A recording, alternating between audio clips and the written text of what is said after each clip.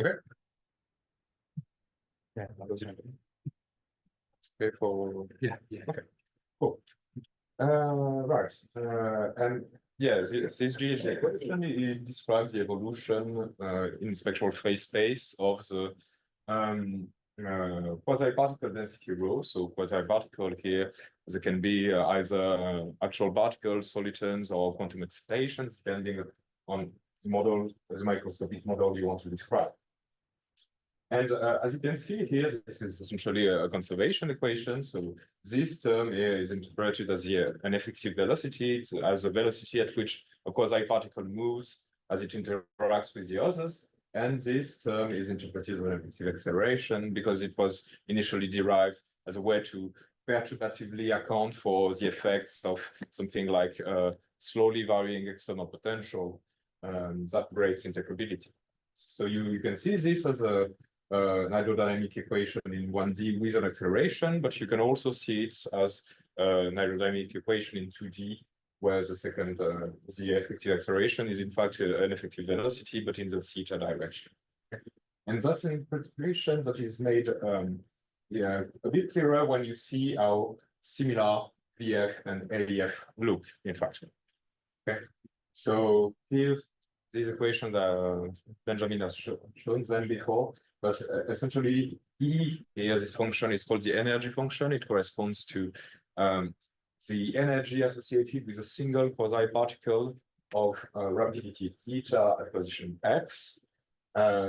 This function here is the momentum of that same quasi-particle, and then you have and those two functions, along with the two-body scattering shifts var phi here, they constitute the main input of GHD, and those are model specific. So here, for example, I've written them for Liebniger and KdV. So those are the energy and momentum. Using those, I can define the group velocity, which corresponds to the velocity at which the quasi-particle moves when it doesn't interact. And here I have my scattering shift. Okay. So typically, if you take that the energy doesn't depend on x, then this term is equal to 0, and the effective velocity acceleration, vanishes. Or similarly, if you take the energy to be independent of theta, this term vanishes, and the effective velocity as well. And in those two cases, the underlying microscopic model should be integrable, and we expect the GHD to be as well. But I'll come back to that later. Okay, so today I will be discussing about the Hamiltonian formulation of GHD, and so first I need to say what we mean by that. What we mean, simply put, is that we can put the GHD equation in this form, where there exists a Hamiltonian H and a Poisson bracket that generates the GHD dynamics. So the natural questions are, of course, what are those Hamiltonian and this Poisson bracket, if they exist? Are they unique, or is GHD maybe bi-Hamiltonian or tri-Hamiltonian? After Geniasso, maybe unique, I don't know yet. But these questions are also related to integrability. So we can ask, are there conserved integrals of motion? And if so, how many functionally independent conserved quantities can we find? More importantly, perhaps, is, are they in involution? Do they commute with respect to this Poisson bracket? And the last thing I will discuss is there a change of coordinates that linearize the Poisson bracket? So those are the main 4 questions I will try to answer with my talk today. But first, I want to give you an idea why we might think that there is a Hamiltonian structure for GHD. And to start with, I will start by discussing the atomic reductions of GHD that Benjamin has already introduced, but I will go over those again. So the idea is those atomic reductions that can be obtained from an integrability preserving the formation of systems of free particles. So I'll start with what is essentially the simplest Hamiltonian system I can think of. So this is my Hamiltonian, this is my Poisson bracket, and the produced dynamics is that of free particles. Okay.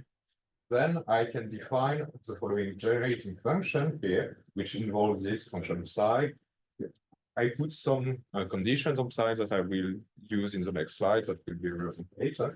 But using those generating function, I can define a canonical transformation that, given the coordinates y and theta, with this function psi, gives me a new set of coordinates x and p that are canonical.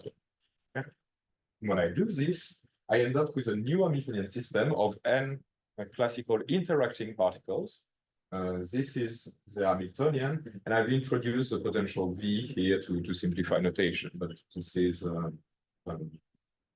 is given by that. Okay. And of course, the Poisson bracket and Hamilton's equation stays the same because the x and p coordinates are canonical here. And by construction, also, this new system is integrable because there clearly exists a canonical transformation to actionable variables to the x, y, theta. Okay. So a few things. We can show that using the properties I imposed on the psi, that this potential is short range in the sense that if particles are sufficiently far from one another, they essentially don't interact. And other thing you can show is that the multi-particle scattering can be reduced, can be factorized into two-body processes. And this is what the two-body scattering shift looks like for the given function psi here. Okay, so that's nice. How does this relate to GHD? So to do so, I'll start by rescaling time and space, and I introduce this empirical density here. Okay, and then this empirical density must satisfy this continuity equation. So again, in this particular case, I'm looking at thetas are constant. So this is a simplified option. And I won't go into the detail, but you can also show that the time derivative of the x's is given by this, where you have the two-body scattering shift here. And as it happens, this is nothing else but the GHD equation under the end that rho is equal to rho bar here, and with this particular choice of energy and momentum function. So this energy is the one that corresponds to my initial Hamiltonian. Right. I've taken this choice for simplicity, but for example, I can also choose x to E to depend on x by starting instead of starting with the system of free particles, I can consider n uninteracting particles trapped in a potential, and then through this canonical transformation, I will ultimately end up also with an effective acceleration term that corresponds to the dynamics of the thetas. Okay, so here, also interesting thing is that emergence of GHD has been confirmed by simulations of the previous Hamiltonian system at large time and scale for large number of particles. So this link between these atomic reductions and GHD already suggests that GHD might be integrable, Hamiltonian, sorry. Another type of reduction that's been studied quite extensively is delta functional under small gas polychromatic reductions, the ones that Genia just presented before. And under this reduction, the GHD equation becomes an m-component system of hydrodynamic types that describes the propagation of the weights with the rho i's here in terms of the velocity vi, which couple all the conservation equations. And interestingly, this system is also Hamiltonian, as Jenny mentioned. And the Hamiltonian takes this form here. It's just a total energy of the underlying model. So it's very intuitive from the point of view of physics. And the Poisson bracket is of Dubrovin-Novikov type. Here I'm summing over repeating all the indices. Okay, so here I'm just repeating what Jenny had told you earlier. So to be of Dubrovin-Novikov types, this A must have some specific properties. So this coefficient Gij that depends on the weights here. They must define a flat contravariant pseudo-Riemannian metric, and here those gammas are the Christoffel symbols of the associated Levi-Civita connection. Yeah, let me mention that. But another interesting thing, yeah. Another interesting thing about this reduction is that makes Riemann invariant representation. So essentially, that means that there is a change of variables from those rows to those R's that diagonalizes the metric. And to come back to what Jenny has said, so in the systems I will be considering, even when you have effective acceleration here, just with the atomic reductions, I'm looking at the simplest thing where you don't have effective acceleration. So even if you have effective acceleration, you can diagonalize this. The main issue with Genia's construction, from what I understand, is that the non-diagonal part comes from the fact that those thetas depend on x and t. And for in the context of a solution gas, it could be like allowing the endpoints of the band of your spectral support to move. Okay, so here I will be considering a fixed spectral support. And yeah, in this case, if you allow them to move, you end up with something that is not diagonal. All right. So those Riemann invariants also, they are related to the occupation functions that Benjamin introduced earlier, but we'll go back to that later. And if you can find this Riemann invariant representation, then the A simplifies greatly, and it's been shown that then the resulting system admits infinitely many conservation laws, that all those conserved quantities are Poisson commute, and also that this is integrable by generalized Hydrodynamic transform. So if you want to know more about that, I refer you to this famous review by Sariel. But the point I'm trying to make here is that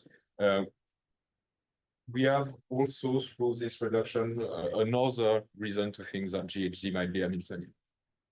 So to recap quickly, so we start with the atomic reduction, in which we have discretized both theta and x, and those are always Hamiltonian, and under some circumstances, they are also integrable.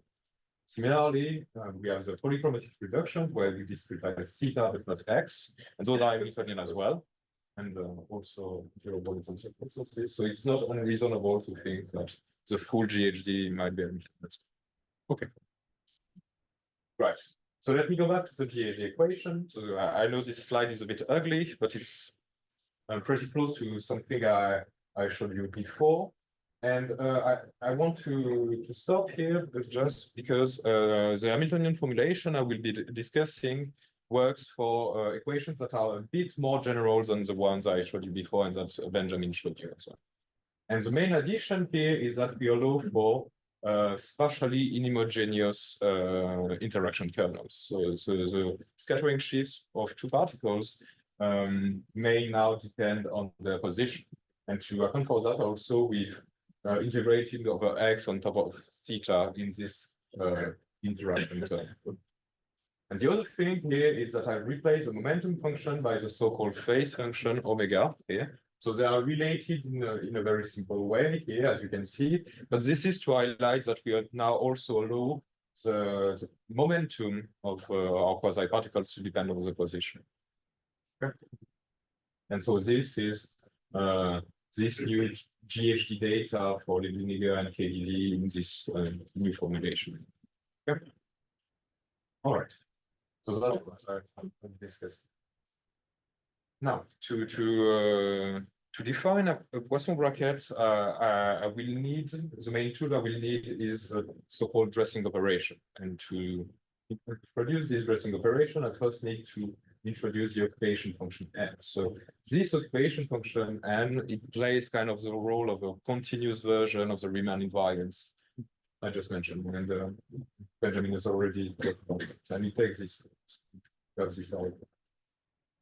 And this is a fundamental quantity when it comes to GHD, but it will be used to define the dressing operation, as I said earlier, but it will also play an important role in the upcoming slides. And if you're familiar with solid and gas terminology, this n is proportional to the inverse of the spectral scaling function, to this sigma. Right. So now a function gets dressed by solving this Fredholm integral equation of the second kind here. That involves both the occupation function and the interaction term here. And the main difference between this new dressing and the conventional dressing is that in GHD, this would only depend on theta and theta prime. And we would only integrate on theta, but since we are considering a spatially extended version here, we have this new integration over S as well. Okay. And using this complicated operation, I can go back and look at some relevant quantities, and I can express them in a very compact way using these dressing operations. This is the case for the effective velocity, the effective acceleration, and also the occupation. So now I have essentially everything I need to introduce my Hamiltonian formulation. So I will start by proposing a Hamiltonian. So this Hamiltonian is very simple in a way. It's just the total energy of my underlying microscopic model. So again, this is very intuitive from the point of view of physics. My Poisson bracket looks like that. It's a bit more complicated. So it involves, again, the occupation function, the dressing operation, and this prime here, it denotes variational derivatives of f or g, which are functionals of the density rho. Okay. And it's not completely clear at first glance here, but this Poisson bracket, it satisfies all the properties of a proper Poisson bracket. So it's skew-symmetric, it satisfies Leibniz rule and the Jacobi identity. Okay. Just a small remark, this Poisson bracket is also degenerate like the KdV bracket is, for example. So if I define n like that, so it's the total number of particles in my underlying model, you can see that this is a very simple example of a Casimir, because the Poisson bracket with n and any functional g of rho is always 0, because you have those derivatives here. Yes, indeed. Yeah. It's an integral equation. Yeah, you need to solve an integral equation, get one addressed. Indeed. Okay, so that's good. Here I have my Hamiltonian, I have Poisson bracket. Now I just need to check that this generates the GHD dynamics. So to do so, I take the Poisson bracket of rho and h. I can evaluate it like that by using integration by part, and this very nice property of the dressing operation here to put all the dressing on the energy. And then I can use the very compact expressions I found for the effective velocity, the effective acceleration, and the occupation function, and I directly end up with the GHD equation. So this is a very simple computation. Okay. So, right, we found our Hamiltonian formulation of GHD, but still, as you can see, this Poisson bracket is a bit complicated, so I will show you a way to simplify it. To do so, I will introduce new coordinates, y and p, and this choice of notation is not innocent. In fact, those correspond to a continuous version, a GHD version of the y and p from my atomic reductions earlier, as y and p coordinates. And this change of coordinates is akin to the canonical transformation I introduced earlier. And if I do this, I can introduce the so-called normal densities. Those are the densities of quasi-particles, but in terms of those new variables, like that. And those are directly related to the occupation function. It's something you can see easily by recalling the relation between rho n and omega at rest. So once you've done that, you can evaluate the Poisson bracket in terms of this normal densities, and you see that you end up with something that is relatively simple. The dressing operation has completely disappeared. In fact, it's completely taken care of in the definition of rho at or rho tilde here. Okay. So that's a way to linearize the Poisson bracket. Now I'll be talking a bit about conserved quantities. So it's been known for a while now that for any continuously differentiable function of the occupation function n, the quantity qf defined this way is conserved in time. And that's something you can check pretty easily by recalling that n is Riemann invariant of the GHD equation and the relation between rho and omega to s. As it happens, if you take any two continuously differentiable function f and g, qf and qg defined in this way are also in involution. And that's something which is a bit more complicated to check, but you can do so by writing the qf in terms of the normal densities and then taking the linearized Poisson brackets. Okay, so that's right. That means that GHG also admits infinitely many conserved quantities that are in involution. But still, it's not completely clear that this is enough to claim integrability. In fact, it's probably not, because what we are dealing with is essentially a field theory in two-dimensional space. So intuitively, we would like this function f to be a function of two variables. And in fact, this is the case for those spatial cases where the energy doesn't depend on x or on theta. And these are the cases we expect to be integrable because those correspond to the cases where the atomic reductions are integrable. And as well, similarly, if you look at the polychromatic reductions, they have been shown to be integrable in the case without effective acceleration. So in this case where the energy doesn't depend on x. Okay. But still, overall, further analysis of the potential integrability of GHD is required. Okay. Okay, so to conclude my talk, let me go back to my Poisson brackets briefly, and in particular with Stiller's form. And I want to go back to that because this is actually a very well-known example of a non-canonical Poisson bracket, which is called a Lie Poisson bracket. And that's you can find in many circumstances, like if you are studying 2D Euler equation or the Bain equation, for example. And surely there are things we can do with that.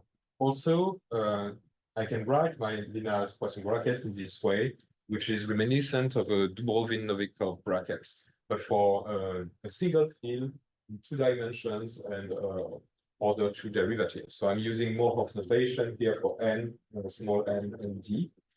And I know that there are some experts of the Dubrovin-Novikov in the audience, so you'll correct me if I'm wrong, but from what I know, this type of Dubrovin-Novikov bracket with two dimensions order two have not been studied before. Right? And interestingly, also, based on the polychromatic reduction, you can also see this Dubrovin-Novikov bracket as a large n limit of a bracket of in dimension one of order two, or even maybe of order one, but with some block structure like Genia was mentioning earlier. So again, here I'm asking the experts. I don't know if those connections had been made before. If they have, I'd be interested to discuss. Otherwise, I think it could be interesting to make those connections, even between the Dubrovin-Novikov and Lie Poisson. Okay. And of course, here we have built a Hamiltonian formulation, but we can ask, what about a Lagrangian formulation? Can we find that? What to do with boundary conditions? Can we treat them and put them in this framework? That's not been done yet. And the last thing we can wonder is there a way to take the Hamiltonian system and also to quantize it? So those are the questions for next time. Thank you.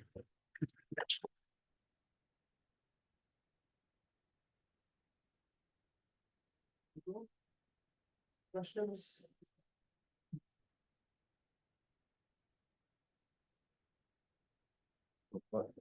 Yeah. What happened in the limit of free particles? In the limit of free particles, you directly have Lie Poisson because yes, because the dressing is just identity. But I'm a bit confused with this end here. This one? Yeah. Yeah. Fine. Indeed, in the limit of free particle, I will not expect to have an end. You would have a row. So if you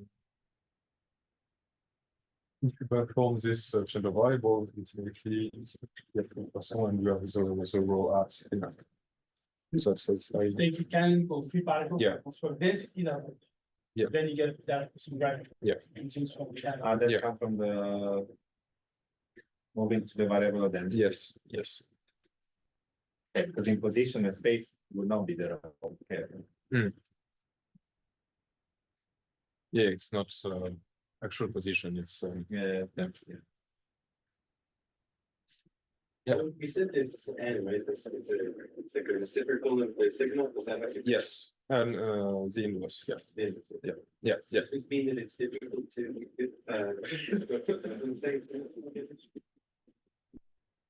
Yes, yeah, indeed, okay. Yeah, so in fact, the condensate, yeah, this equation doesn't mean anything anymore because it's zero everywhere. And so what you have to do is what I was mentioning earlier is that you need then to consider the evolution of the endpoints of your support. And then you fall in, you end up with something that is a bit different. So it's closer to Jordan blocks type systems that Jenny had talked about. But probably we can also make the Hamiltonian formulation for that, but we've not done it. For now, it's you assume fixed support. But it will be the same. You will just change. It's like zero entropy GHD. Yeah, it's a zero entropy GHD, but on top of that, you have an equation for the endpoints, and so you need to write the system for that. But it should be this one. But yeah.